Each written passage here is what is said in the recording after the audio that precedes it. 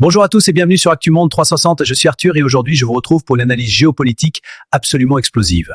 Vous vous souvenez comment le Texas s'est arraché du Mexique avant d'être annexé par les États-Unis? Eh bien accrochez-vous parce que Donald Trump pourrait être en train de préparer exactement le même coup mais cette fois avec une province canadienne. Ce qui semblait n'être qu'une théorie du complot il y a quelques mois est devenu un véritable sujet d'analyse géopolitique. Restez jusqu'à la fin parce que cette affaire pourrait littéralement redessiner la carte de l'Amérique du Nord. Si cette vidéo vous plaît, n'oubliez pas de liker, de vous abonner et d'activer la cloche pour ne rien manquer de nos prochaines analyses. Allez, c'est parti. Alors parlons d'abord de l'Alberta. Pourquoi cette province canadienne intéresse-t-elle autant Donald Trump? L'Alberta, mes amis, c'est tout simplement le moteur énergétique du Canada. On parle d'une province qui regorge de ressources naturelles, pétrole, gaz naturel. Même si récemment elle a commencé à diversifier son économie vers la technologie et l'industrie, l'Alberta reste avant tout un géant de l'énergie. Et tenez-vous bien, l'Alberta possède des réserves prouvées d'environ 160 milliards de barils de pétrole. Pour vous donner une idée, au rythme actuel de production, cette province peut continuer à exporter du pétrole pendant au moins 100 ans. 97% de ce pétrole part directement vers les États-Unis. Vous comprenez maintenant pourquoi Trump salive à cette idée? Mais voilà où ça devient vraiment intéressant. En Alberta, un mouvement indépendantiste est en train de prendre de l'ampleur. Pourquoi? Principalement pour des raisons économiques. Écoutez bien ces chiffres. Chaque année, l'Alberta doit verser environ 24,7 000 $ au gouvernement fédéral canadien pour aider les provinces moins riches. Imaginez, vous êtes la province la plus productive, vous générez des revenus colossaux grâce à votre pétrole et on vous oblige à payer des milliards pour soutenir les autres. Forcément, ça crée du ressentiment. Et les chiffres parlent d'eux-mêmes. Le soutien aux séparatistes est passé de 17% en 2019 à 29% aujourd'hui. Ça monte et ça monte vite. Maintenant, ajoutez à ça la stratégie de Donald Trump.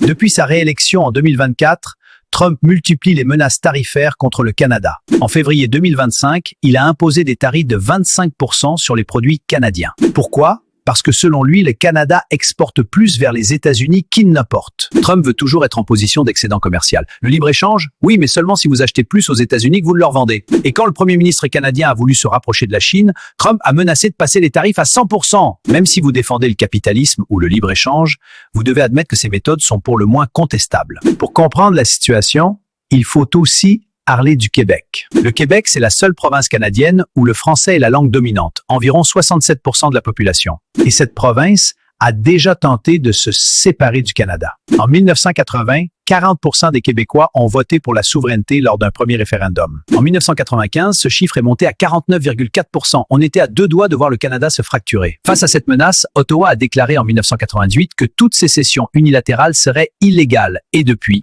tous les obstacles possibles ont été mis en place pour empêcher l'indépendance du Québec. L'Alberta n'a pas le même blindage culturel et linguistique que le Québec, mais sa revendication économique est tout aussi puissante. Un autre point de friction, les politiques environnementales. Le Canada s'est engagé à atteindre la neutralité carbone d'ici 2050, ce qui implique des taxes carbone et des restrictions sur l'industrie pétrolière. Or, l'Alberta émet environ 70 à 80 millions de tonnes de CO2 par an, soit environ 10% des émissions totales du pays. Ça en fait une cible privilégiée des critiques environnementales. Un exemple parfait, l'oléoduc Trans Mountain, qui devait transporter le pétrole albertain vers la côte Pacifique.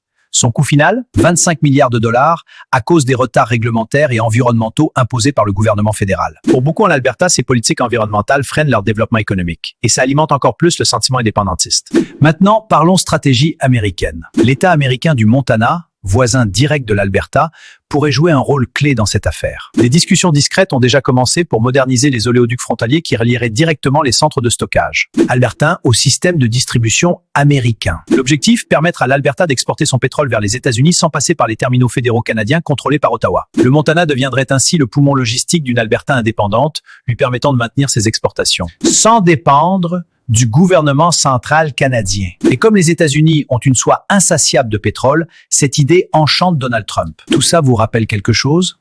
Normal. En 1836, le Texas s'est soulevé contre le Mexique et a proclamé son indépendance. Puis en 1845, il a été annexé par les États-Unis. C'est exactement le même scénario qu'on pourrait voir se répéter avec l'Alberta. D'abord l'indépendance du Canada, puis l'annexion par les États-Unis. Depuis 2025, des hauts responsables albertains ont multiplié les visites à Washington. Au moins 3 visites pour rencontrer des fonctionnaires du département d'État et du Trésor américain. Les sujets discutés, reconnaissance immédiate post-référendum, alignement sur la sécurité énergétique, et même une ligne de crédit de 500 milliards de dollars garantie par les réserves pétrolières et gazières de l'Alberta. Pour l'instant, ce ne sont que des propositions exploratoires, mais le signal est clair. Washington suit ce dossier de très près. Évidemment, au Canada, ça ne passe pas du tout. Le Premier ministre de la Colombie-Britannique a déclaré « Aller dans un pays étranger pour demander de l'aide à démembrer le Canada, il y a un vieux mot pour ça, trahison ». Un autre leader provincial a ajouté « C'est complètement inapproprié d'essayer d'affaiblir le Canada en demandant de l'aide à une puissance étrangère ». L'ironie, ces provinces bénéficient justement des milliards que l'Alberta verse chaque année au gouvernement fédéral. Mais au-delà de l'aspect économique, il y a un enjeu sécuritaire majeur. L'Alberta n'est pas seulement du pétrole, c'est aussi un nœud logistique vital pour le NORAD, le commandement de défense aérospatiale de l'Amérique du Nord. Si l'Alberta quitte la Fédération canadienne, ça créerait un trou noir dans le système de défense antimissile du flanc nord de l'OTAN. Et ça tombe au pire moment,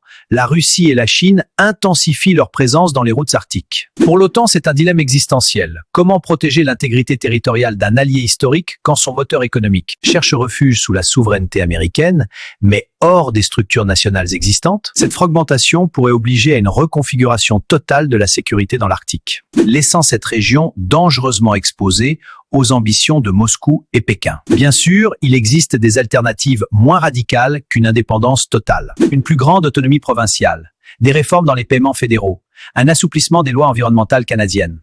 Mais pour l'instant, le mouvement indépendantiste continue de gagner du terrain. Alors mes amis, où en sommes-nous? Actuellement, 30% des Albertains soutiennent l'indépendance. C'est un chiffre significatif, mais pas encore suffisant pour déclencher un référendum. Tout dépendra du niveau de frustration de la population envers le gouvernement central d'Ottawa. Ce qui est certain, c'est que dans un futur pas si lointain, les Canada tels que nous le connaissons pourraient ne plus être une nation unie, mais devenir le premier exemple de comment la fin de ressources et la fatigue fédérale peuvent fragmenter une démocratie occidentale. Avec la Maison-Blanche qui ne voit plus des voisins mais des actifs stratégiques, l'avenir du Nord se joue maintenant. Ma question pour vous: pensez-vous que l'Alberta finira par obtenir son indépendance et qu'elle pourrait ensuite être annexée par les États-Unis, comme ce fut le cas avec le Texas arraché au Mexique? Dites-moi tout dans les commentaires. Si cette analyse vous a plu, n'oubliez pas de liker cette vidéo, de la partager et de vous abonner à ActuMonde 360 pour ne rien manquer de nos prochaines investigations géopolitiques. Merci de m'avoir suivi jusqu'au bout. Je suis Arthur et on se retrouve très bientôt pour une nouvelle analyse. À très vite sur ActuMonde 60.